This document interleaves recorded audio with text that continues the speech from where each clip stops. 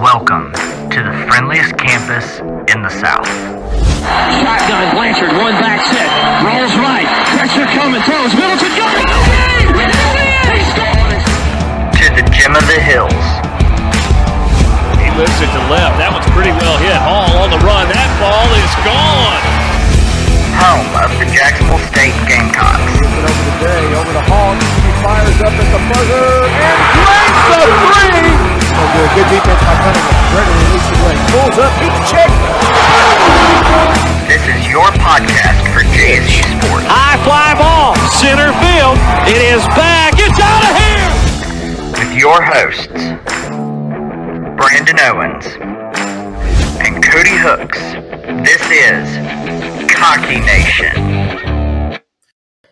What is going on, Cocky Nation? It is another week, another day of one of the best, in our opinions, one of the best podcasts out there for the FCS Fan Nation and for Cocky Nation. I'm your host, Cody, and Brandon is with us as well, your favorite co-host. And so we have a lot to talk about today, but I think we're going to start with other things before we get into the football. So Brandon, you want to share with us what's been going on with some volleyball? Yeah, our volleyball team is on fire right now. You had mentioned last week that they did really well against Clemson, and I thought that was just a one-off game. No, it was the Clemson tournament, and they had a clean sweep again. 3-2 wins over the Citadel and Clemson, and a shutout victory against Gardner-Webb. Mm-hmm. And then this past weekend, we had our tournament, the Gamecock Classic, which I think we run 2. I'm not sure. I think we run 2. I think it's 2. So this is our first of 2. Mm-hmm. And we had Nichols, South Dakota State, and Samford here at our tournament, and had 3-0 victories against Nichols and South Dakota State, and a 3-1 win against Samford. So our Lady Gamecocks are still undefeated. They traveled to the capital city tonight, Montgomery, to take on Alabama State. So if that result is not yet known, we will know later tonight. See if we start the season 10-0. Well, that would be pretty good. You know, we're big advocates for all of our sports. We may not talk about all of our sports here on this podcast, but we are big supporters for the volleyball team, the soccer team, golf, tennis. So we always try to make sure that we take a little bit of time, especially right now. Again, as we're talking about, we've mentioned it a lot when it comes to the football season being kind of like that debut era where we're kind of shining into the FBS region or division, sorry. But at the same time, like for volleyball, it's a little bit different. Volleyball, baseball, softball, those types of sports, they already play basketball. They already play big name teams because it's a different kind of sports. But football, its own breed, and I think that's why we kind of take a little bit more time for that. But way to go, Lady Gamecocks! You're doing great. Keep up the good work. I'll see if I can find if there's a result of the Alabama State game while we're recording. All right, sounds good. It is late on a Tuesday night. So it is late on Tuesday night. The game should be over, but I'll do some digging to see if I can find a result. And I'm going to go ahead and apologize to everybody. If I sound like I'm dead, it's because I am. It's fine. Life just, it's one of those days. It's one of those weeks. So if I look like I'm tired, I am, but please forgive me. But that's not going to keep me from talking about the next topic, which is continuing on our football pathway, our goal to win it all, even though we won't win it all, as we talked about last week. But that's not going to stop us. Found a result. We just beat Alabama State tonight 3-0. Which the Lady Gamecocks are 10-0 right now. Which I have friends that graduated from Alabama State, and you guys are a great school, great band. Sorry, go Gamecocks.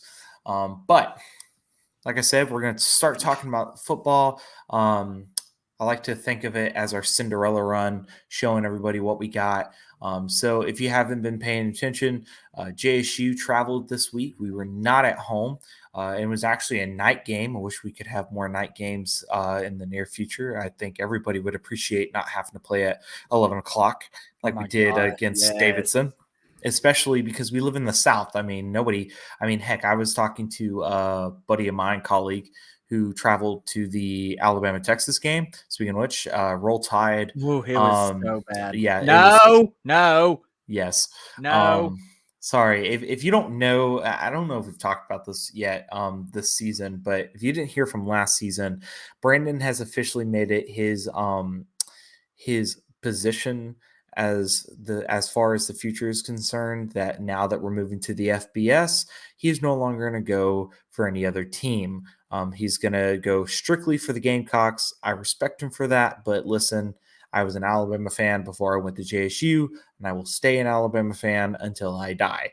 But regardless, I can't stand their fans. I can't. I grew up an Alabama fan. Regardless, I cannot stand their fans. Regardless, and this move gave me the perfect opportunity to say bye, Alabama. Okay, well, regardless, the fact of the matter is that 11 o'clock games, if you don't truly understand, it's like what happened at Alabama versus Texas in Austin this past Saturday. It was like 90 degrees, AstroTurf in a concrete stadium. It was miserable, and we're basically the same thing, and that's what happened when we played Davidson.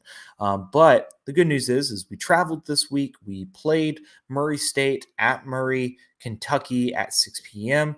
and shocker, surprise, not really. JSU ended up pulling out the win 34-3, 23 unanswered points for the Gamecocks. 24. Was it 24? Sorry, 24. somebody posted 23, and that's my bad. But no, you're right. Is it? It's 27 unanswered points. 27. Okay, well, there you go. But no matter what, the Gamecocks won. And, we're starting to get a little bit more into a groove. I think consistency is key. Murray State has been that kind of dark horse. Sorry, I can't talk today. Has been that dark horse, that underdog sometimes in the OVC that we faced, where every once in a while they would just show up, show out, and end up beating us. But I did not see that. I don't know if Murray State was struggling this week or this season, or if JSU's just looking that good. I think it's a little bit of both. Then again, I don't keep up with Murray State football. But as far as like the stats go, if you haven't looked at them, Zion was able to complete 18 out of the 28 passes that he had for a total of 167 yards. Looked really, really good. We gave McLaughlin just a little bit of time in the game. He completed 2 out of the 4 passes, so about 50%, for about 13 yards. So he didn't play a tremendous amount. But where I see the stats looking really, really good is with Lewis on running back. And then Wales looked really good this week, playing as on wide receiver, getting about 63 yards. But Lewis was able to accumulate 184 yards, which, I mean, he was running all over them. Like, it's a sign of the times. Webb got a little bit in. Wiggins got a little bit in. McLaughlin got some in. He got 50 yards. So, Brandon, share your thoughts on the game. What am I doing? I don't want that. Sorry, I was on the ESPN page looking at the stats. It was boring the first half. Like the first 3 quarters, it was boring. So boring to watch. Yeah. I didn't pay attention at all in the first half. And then even in the second half, when we started pulling away, I was like paying more attention. But if you haven't noticed, there was a lot of craziness happening at the FBS level this weekend, so I was paying more attention to that. So many upsets. So many upsets. But I was still watching, like, WAC football, ASUN football, some big FCS matchups that were happening this weekend. But even outside of JSU, it was just a boring weekend. On the FCS level, it was so boring. But yeah, that was my thoughts. And then Rich Rod did what Rich Rod is supposed to do, and that's run away in the second half, scoring 24 points total in the second half. Yeah. Our offense is still stout. Our defense is still stout. I still stand by my comment. I think JSU will probably go undefeated this year. And when you're looking at the offensive stats, 568 total yards of offense, almost 400 total yards of rushing, almost 200 yards of passing. I mean, I wouldn't want to play JSU right now if I'm being completely honest. Which is funny because when we get into this coming week's information, well, it's funny because I'll share with you some of the stats on that. But again, like we looked good.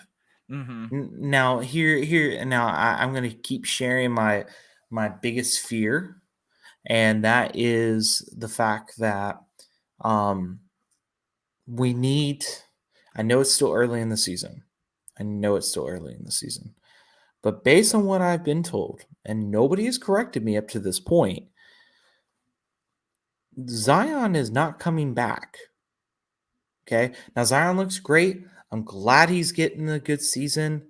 He's not playing for anything. That's the problem. And if we want to be successful and have somebody, because don't get me wrong, I have seen seasons for football programs over the years where a quarterback will come in and assume, I mean, heck, take a look at Texas, okay? Texas, before he got hurt, Ewers, their quarterback, their QB1 for the Alabama-Texas game, he was a redshirt freshman, and he beat out the other guy for the spot. It happens, and they can be really good quarterbacks, and I promise you, like, and I hate to say this, but it's the truth. If he would have stayed in the game, he would have beat Alabama. So you can see that. But in my personal opinion, if you really want a quarterback to be good, you get him the playing time. And McLaughlin got a little bit. He's been getting a little bit here and a little bit there, but he really needs to start, like, I don't know if it's a Rich Rod type conversation he needs to have and say, hey, coach, I really would like, can you throw me in a little bit more or what? But like, I really want to see more out of him because it's going to do nothing but help him. Yes, if it's fourth quarter stuff, that's fine, but give him the whole fourth. If we're like 24 to 3, or we're like 35-7 or whatever, give him some playing time. Let him learn. Let him struggle. Let him mess up because we need to see that. He needs to know what he can fix, not waiting until the very first game of the season. That's my biggest thing. Now, I'm not a football coach. I'm not the head coach of Jacksonville State football. I can't make that decision, but that's just my personal opinion. So, there are a few things as far as like stats that we don't see on the game thing that I'm like most worried about. First, a positive. We are holding the teams that we play, to an average of 12 points per game. So that's a plus. That's a plus. That means our defense is doing good. But we are allowing passing defense. I have no issue with. We can defend the pass. But the one thing that I am seeing, that with the exception of the SFA game, I am seeing a pattern in the Davidson and the Murray State game. We have allowed over 150 yards of rushing each game. Davidson was closer to 300 total rushing yards, I think. No, just over 330. And then 175 against Murray State. So that's my biggest thing that I'm worried about. If we want an undefeated season, we're going to have to get better at defending the run, especially playing teams like Kennesaw State, who can run the ball, UNA, who can run the ball against us. For some reason, they always show out against us and nobody else. I don't understand why. And then like Austin P can run the ball. Central Arkansas is more pass, but they can run the ball. Like if we are not careful, we could see this season take a turn for the worst if we cannot defend the run. Yeah. And especially because, like, when we talk about, we'll go ahead and kind of like feature what's happening next week. So if you're not following our football schedule, I don't know why you're not. I mean, if you're listening to this, I hope you would. But next week we travel to go play Tulsa at Tulsa. And here's first off, and this is what I was talking about earlier. So the odds based on like all the spreads that I've read, ESPN is projecting Tulsa to win this. Okay. Now Tulsa's only been in 2 games so far. They've won 1 and lost 1. JSU has won 3 in a row, which is the first time we've done that since all against FCS opponents, though. Yeah, fair. And this was this first time we've done this since 2010. But at the same time, I think people are sleeping on the fact that JSU could potentially win this game. I mean, not Pat McAfee. Fair. But I really have you seen that video after the SFA game of him? Yeah, how he's saying that JSU will turn into a power. Hold on, pause. I'm loving all the hype that you are giving us, but pause. See, you obviously have not paid attention to Jacksonville State football the past like 5 years, 5, 6, 7 years. But people are seeing it. That's what I keep saying. And this is what we talked about, and I went on a huge rant about last week, is that people see it. They see the truth. They see that Jacksonville State football has changed ever since Rich Rodriguez has shown up onto campus. Now, again, I give credit where credit is due with John Gross, which, if I remember correctly, he's still over there with Clemson as a offensive analyst. I mean, it's great, and he helped us a lot, and he pushed our team, and he did so much for us. But we're talking about a whole new generation. We're talking about a whole new system. We're talking about a whole new time for JSU football. And I'm telling you that people are sleeping on this game. People slept on us when it came to the fact of Florida State last year. Now, granted that shoot, you even mentioned 2010 when we played Ole Miss. They slept on us. Look what happened. And so those things have really just been the categories and the factors that I think about personally when it comes to this next game. Not saying that Tulsa won't have a chance. I think it'll be a really good game. But don't be surprised. Don't be surprised if we win. Because I think a lot of people aren't going to be surprised if we win. For the most part, it's because we have the extra scholarships. We are basically an FBS team playing an FCS schedule. Fair. So, I mean, that's the biggest reason why I think a lot of people won't be surprised if we win. But I think I think more people would be surprised if we lost this game. But there would still be people that wouldn't be surprised either way. Fair. I see good things in JSU's future. I think the biggest issue that we're going to run into, it's just like we've been talking about, is the rushing. How our defensive line is not meeting running backs where they need to be at. Linebackers are not meeting the running backs. Like, I don't know if we need to rearrange our defensive setup or try something new. But we really do need to start to kind of nip that in the bud, especially if we're wanting to be successful in the next several games as well as next season.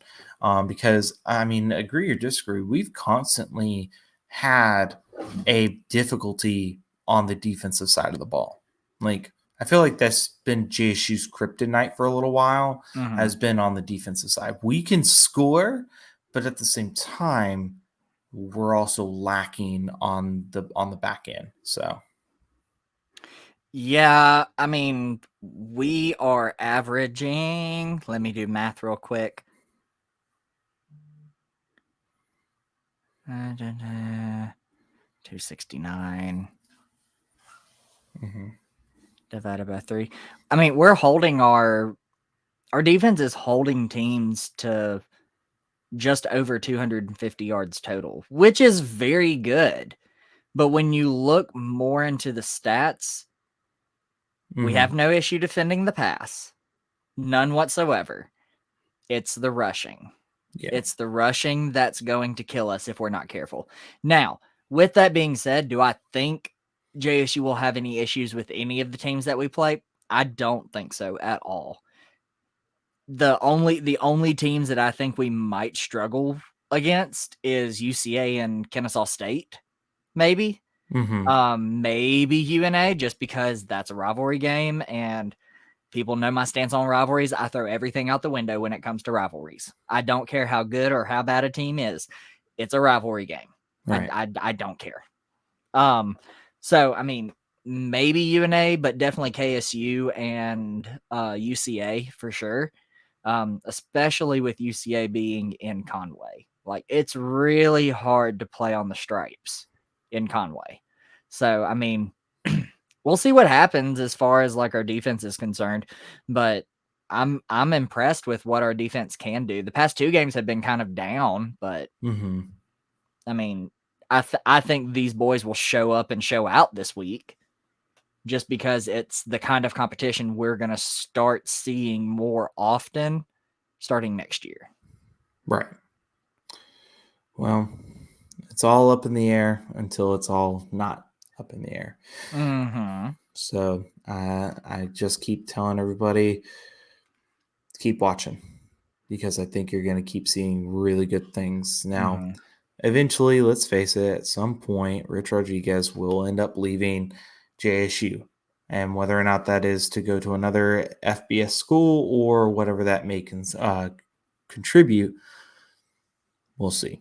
But no matter what, be excited. Be ready. Be afraid. What is your score prediction for this game, Brandon? Well, seeing that Tulsa beat Northern Iowa and Northern Iowa, like barely beat Northern Iowa. Northern Iowa is not a good football team. And they lost to Wyoming. Wyoming is not a very good football team. And you see the kind of competition that we've played so far. Like, I would not consider Murray State or even definitely not Davidson on the same caliber as Tulsa. But Stephen F. Austin, I would put them and Tulsa kind of in the same ballpark. So I think, and the fact that we destroyed Stephen F. Austin, I think this might, I don't want to say it's an easy win, but I think we will get the dub. But I don't think it's going to be, I think Tulsa is going to be like, we lost to an FCS team last year. We are not about to lose to another FCS team. But I think JSU will pull it out and it'll be a lot closer. I'm going to say 35-31. I will say that due to the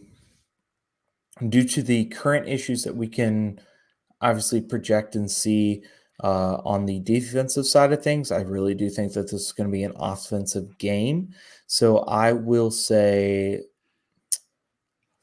35-38. I think it's going to come down to a field goal. JSU, right? JSU, yeah. Okay. Gamecocks. The way you announced that score, I was like, is Cody going against the Gamecocks? No, I'll never do that. You're the one that does that. Because I'm the realist. And I've not been wrong yet. I haven't either. I picked JSU in all three of these. Did you? Yes, I did. Somebody go double check that because I'm pretty sure he's not picked JSU in all of them. Who knows? We'll see. But with that being said, y'all, we're going to keep it short. We're going to keep it brief today or tonight, depending on when you're listening to this. But of course, we love each and every one of you. And thank you for your support to Cocky Nation, a JSU podcast, which you can find on Facebook, Instagram, and I believe we're still on Twitter too, right? Yes, we are. And you can listen to us on Spotify. So please go look us up. Please go listen to us, as well as listening not only to our podcast, but go listen to Rich Rodriguez as he has his personal podcast that he does on Thursday nights, if I remember correctly. Something like that. I think it's called Hard Edge Football Podcast. Somebody tell us if he ever mentions us. He probably never will, but you never know. He runs it with his daughter, Raquel. Oh, well, there you go. But again, support him, support the Gamecocks, and of course, support all of our FCS Fan Nation podcasts because we want to make sure that they get just as much support. Listen to the debates, listen to the discussions, which we are going to try in the near future to get some people that are familiar to you that we haven't had on here for a while. I think we're going to talk to I think we're gonna try it. Didn't Eric say that he's gonna? So Eric, he's open to come back on. He didn't say when though. Okay, so we're gonna try and see if we can get Eric. Once we get closer to that Sam Houston game, obviously we're gonna try to Sam get Houston. We don't play Sam Houston. Do we not? Oh my No. God, I'm struggling, y'all. I'm tired. But no, I'm not. Sorry, I don't mean the Sam Houston game. I meant the UCA game. When we play UCA, we might be able to bring Will on too. Yes, we'll just have to wait and see. And then we're also what I meant by Sam Houston is our good friend Grant. We're gonna try to see. I know he's been dealing with a lot of personal issues recently. Please keep him in your thoughts and prayers because he lost somebody in the family. I haven't seen him post much on social media, so I don't know. It's not my place to say. I'll go look. Yeah. I'll go look. But yeah, again, hopefully we can get him on. I know we really enjoyed having him to talk about that because especially with us moving to the FBS together, it would be really good to have a conversation soon about all that and get his thoughts on it. Especially his thoughts on that Texas A&M game that he played in or that they played in. So with that being said, we love you. Go Gamecocks. And of course, fear the beak.